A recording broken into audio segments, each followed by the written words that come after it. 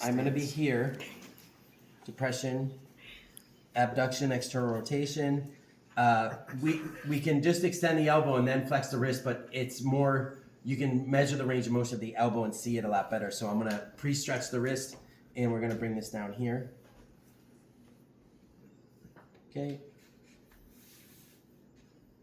Right about there. Mm-hmm. So he's getting right around 45 degrees. Now if we pre-stretch this, okay, so now it's side bending, it's not rotation. Okay, take the slack off. Okay, don't leave them out here, and then you just added a lot of stretch. So, take the stretch off of it and start over. Depression here. Okay, abduction, external rotation.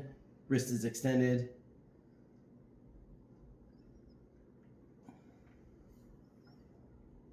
Right about there. I can go a little bit more. Yeah, but you're feeling it there. Yeah. Okay, so just come in here about 70 degrees, right? That's 90, about 20 degrees. So he's got about 70 degrees before symptoms start up, okay? So this works really well for patients that have, that don't have like scalene guarding. So if somebody has, the brachial plexus again gets entrapped at the scalenes, the costoclavicular space, behind the pec minor, and the anterior shoulder. Those are the four main entrapment sites.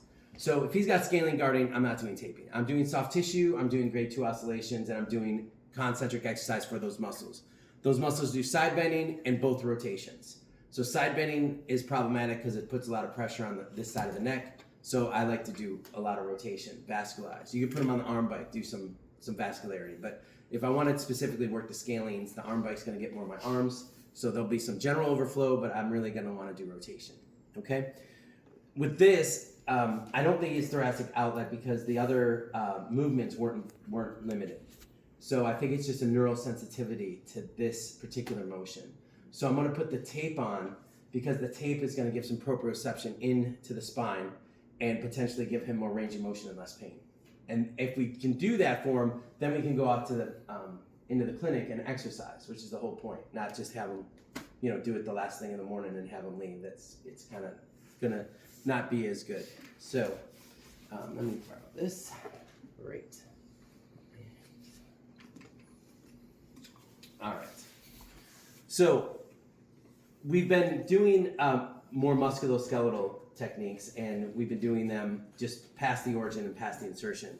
So this time we're following a nerve pathway. So we're following the brachial plexus, and we're following more like the beginning of the median nerve, right? We're doing the median nerve tension test. So I'm going to start with, if I have his arm in the position of stretch, he's going to have symptoms. So I want to start the tape at the top.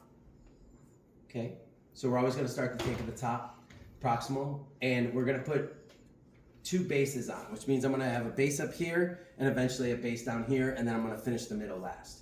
So that's how it's different. We've been doing like biceps. We did base here, the course, and the end point, right? Okay, or the extensors, the base here, the course, and the end point on the fingers. Okay, so we're going to do two bases this time. And because it's a neurogenic technique, we're going to have the bases on stretch. So to put him on stretch here, it's like this. The scalenes start about C2, so I'm going to start here, and I'm going to tape all through here, and then we're going to tape down the arm. But before I do any of that, I have to know how long my tape's going to be. So I just have him like this. I'm taping at C2, and then I can let go of it because I got to fill in all these crevices. So like, don't try to do this. Okay, you're look at all that space. You're gonna not have enough. You're gonna run out of room. So just as soon as you measure the tape, you can come back down through the anterior shoulder. So far I've followed that brachial plexus from the scalenes, costoclavicular, the top of the pec minor, and anterior shoulder. I'm then following the median nerve component of it down the middle, and the median nerve ends at the pronator muscle. Not ends, but it passes through the pronator muscle. You've heard of pronator syndrome, so it comes on the medial side. So I'm going to be like that. So that's the length of my tape. So if I cut this, that would be 0%. This is a 33% technique though. So I'm going to fold it in half and fold it again. So I have quarters. Okay. And I'm going to get this. So I go 1, 2, 3.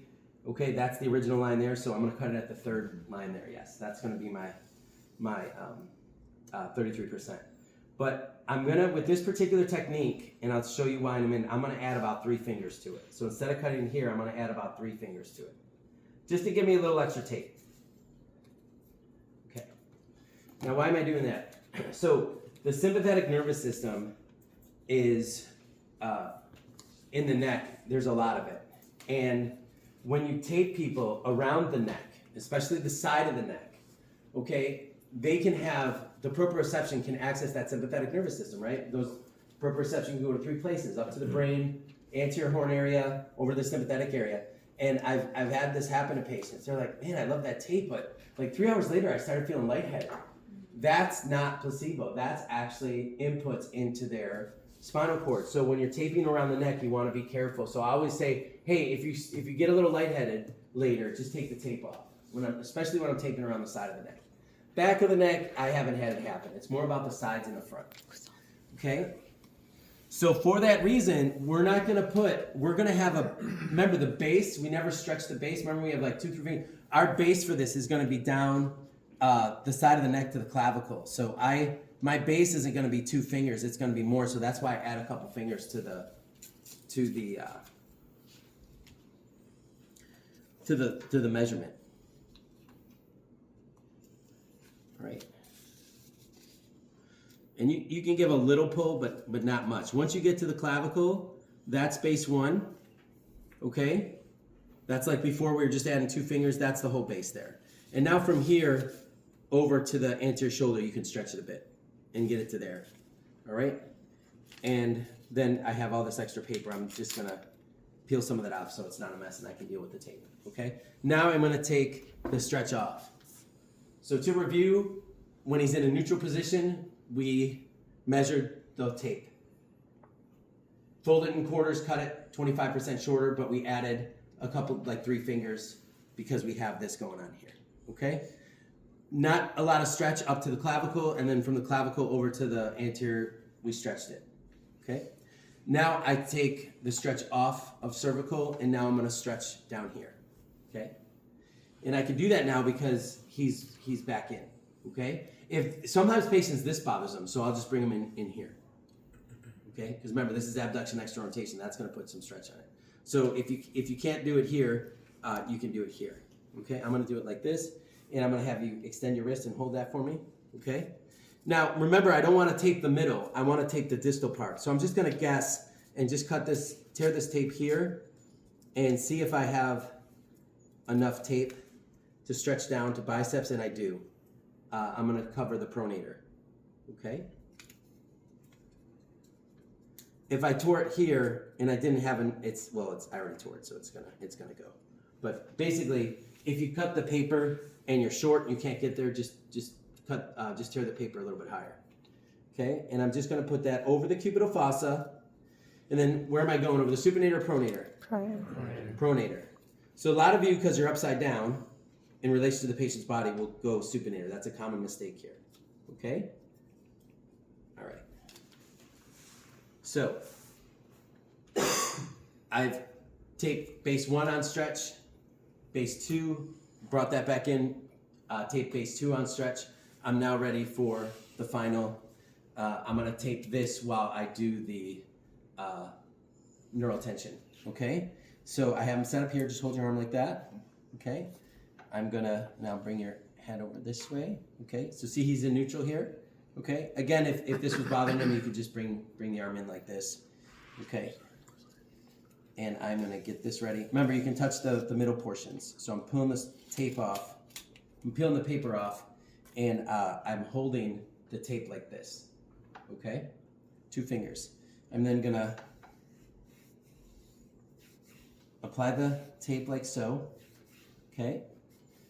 All right, just a little heat activation on the glue. I'm now going to depress him, abduction, external rotation, supination, wrist extension,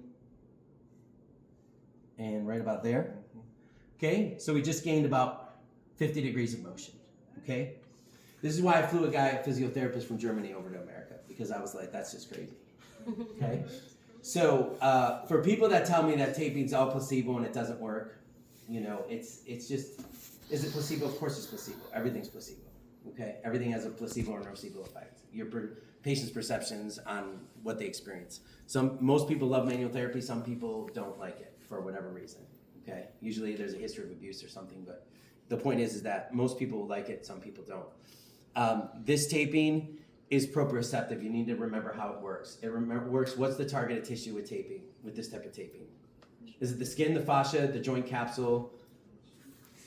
It's the fascia. Okay. Is the fascia innervated with mechanoreceptors? Yes. All four. The same four that are in the skin, the same four that are in the joint capsule, the fascia is innervated. So this is a scientific explanation on what we just saw there. Because when proprioception comes into the dorsal horn, it goes to three places. He can feel the tape. He obviously got less muscle guarding because his range of motion improved. Okay? And then it can go to the sympathetic area, which is usually not obviously felt by the patient. Okay? All right. So we're going to practice this tape now. Okay? So just from experience, we're all going to do it together the first time because it is a little complicated. So clear off your desks and